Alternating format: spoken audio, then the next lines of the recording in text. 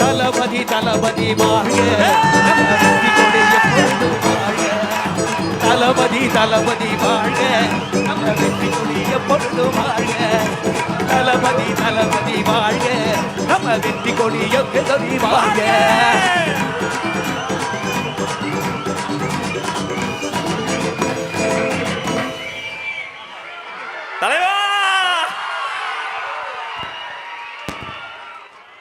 அனைத்து கலைஞர்களையும்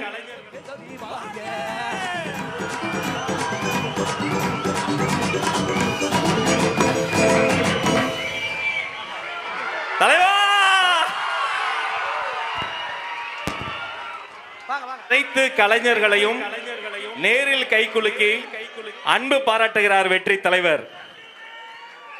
தனித்துவமான தலைவர், தன்னிகரில்லா தலைவர்.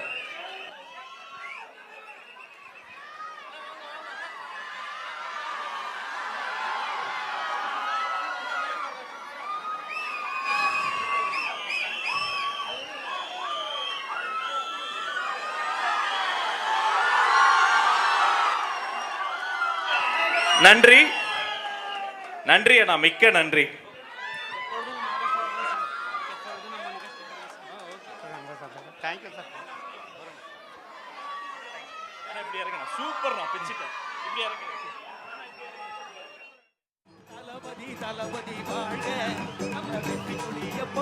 தாவேகாவின் 3ஆம் ஆண்டு தொடக்க விழா தற்பொழுது சென்னை பனையூர் தலைமை அலுவலகத்தில் கோலாகலமாக நடைபெற்று வருகிறது. இந்த நிகழ்ச்சியில் பாடகர் வேல்முருகன் பாடல் பாடிய நிலையில் உற்சாகத்துடன் கேட்டு ரசித்த விஜய் அவரது பாடலுக்கு ஏற்ப நடனம் ஆடிய காட்சிகளை நாம் அண்மை செய்தியாக பார்த்தோம்.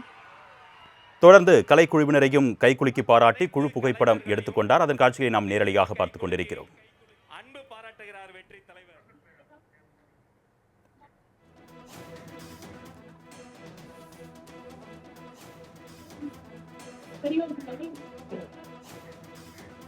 இது குறித்த கூடுதல் விவரங்களை செய்தியாளர் நௌஷாத் வழங்க நாம் கேட்கலாம். வணக்கம் நௌஷாத், கூடுதல் விவரங்கள். வணக்கம் ரமேஷ். தாவேகாவுடைய 3ஆம் ஆண்டு தொடக்க விழா மிக உற்சாகமாக தொடங்கியிருக்கிறது. இந்த தொடக்க விழாவில் கொள்கை தலைவருக்கு தாவேக தலைவர் விஜய் அவர்கள் மலர் தூவி மரியாதை செலுத்தினார். பிறகு கொடியை ஏற்றி கொடிக்கு மரியாதை செலுத்தினார்.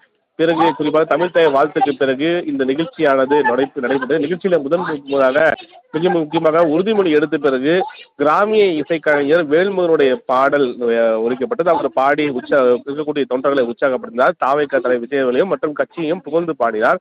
அதற்கு பிறகு அவரை கூப்பிட்டு அவர் குறிப்பாக குழு புகைப்படம் எடுத்து அவருக்கு பரிசு வழங்கியும் இல்லாமல் அவர் மேடையில் இருக்கும் பொழுது என்னுடன் சேர்ந்து ஆட வேண்டும் என்ற விஜய் வேண்டுகோள் விடுத்ததில தாவேக விஜயும் அவருடன் சேர்ந்து ஆடியது மிக முக்கிய ஒன்றாக அப்படி என்றால் அவர் குறிப்பாக மலேசியாவில் நடந்த நிகழ்வின் போது கடைசி ஆட்டோ என்ற அடிப்படையில் தெரிவித்து ஒரு நடனம் ஆடினார். அதற்கு பிறகு இந்த 3ஆம் ஆண்டு தொடக்க விழாவில் இந்த கட்சி மேடையில் அவர் உற்சாகமாக அந்த கிராமிய கலைஞருடன் சேர்ந்து ஆடியது தொண்டர்களை உற்சாகம் சூழலாக பார்க்க முடிந்தது. அதனையொட்டி தொடர்ந்து ஒவ்வொரு நிகழ்வாக வைத்திருக்கிறார்கள். அதாவது தமிழ் தொடர்பான ஒரு சொற்பொழிவாளர் தச்சம் உரையாற்றி வருகிறார். வரக்கூடிய காலகட்டத்தில் தாவேக விஜயுடைய ஆட்சி எவ்வாறு இருக்கும் என்ற அடிப்படையில் ஒரு உரையை ஆற்றி வருகிறார். இதற்கு பிறகு குறிப்பாக ஒவ்வொரு நிர்வாகி உரையாற்றுவாங்க. அதற்கு பிறகு தாவேக தலைவர் பேசுவார் எதிர்பார்க்கப்படுகிறது. மிக முக்கியமாக 2026 தேர்தல் போது பல பேர் உற்றுநோக்கிய நிலையில் தாவேக களத்தில் இருப்பது என்பது பல பேருக்கு பல யூகங்களை அமைப்பதற்கான வழிவகுத்திருக்கிறது. அந்த அடிப்படையில் தாவேக யாருடன் கூட்டணி வைக்கும் 234 தொகுதிகளிலும் குறிப்பாக வேட்பாளர் களமிற்கு வரலா அல்லது எந்த கட்சியோட கூட்டணி பேச்சு நடைபெற்றது குறித்து எதிர்பார்ப்பு கூடியிருக்கிறது. இந்த நிலையில் தான் தாவேக தலைவர் தற்சமயம் உரையாற்ற இருக்கிறார். மேலும் இந்த பட்ஜெட் மத்திய நிதி பட்ஜெட் வெளியான நிலையில் அது குறித்து கூட ஆதரவும் எதிர்ப்பும் தெரிவிக்கவில்லை, எந்த கருத்து பதிவு செய்யவில்லை. அது குறித்து பேசுவாரா என்ற எதிர்பார்ப்பு கூடியிருக்கிறது. மேலும் வீட்டுக்கு வீடு விஜய், தமிழ்நாட்டுக்கு விஜய் என்ற ஸ்லோகன் பதாகையில் இடம்பெறும் வகையில் அந்த மேடை அமைக்கப்பட்டிருக்கு. வரக்கூடிய காலகட்டத்தில் தேர்தல் பிரச்சாரத்தின் போது இதை முன்வைத்து தேர்தலை சந்திப்பார்களா என்ற கேள்வி எழுந்திருக்கிறது. இந்த நிலையில் சட்ட நேரத்தில் தாவேக தலைவர் விஜய் உரையாற்ற இருக்கிறார்.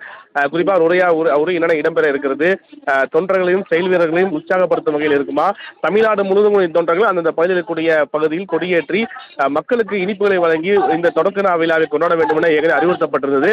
அந்த அடிப்படையில் தாவேக தலைவர் உரை என்பது அரசியல் வட்டாரத்திலும் சரி தொண்டர்கள் மத்தியிலும் ஒரு எதிர்பார்ப்பை கூட்டிதான் சொல்ல வேண்டும். அர்னேஷ், விவரங்களுக்கு நன்றி நௌஷாத்.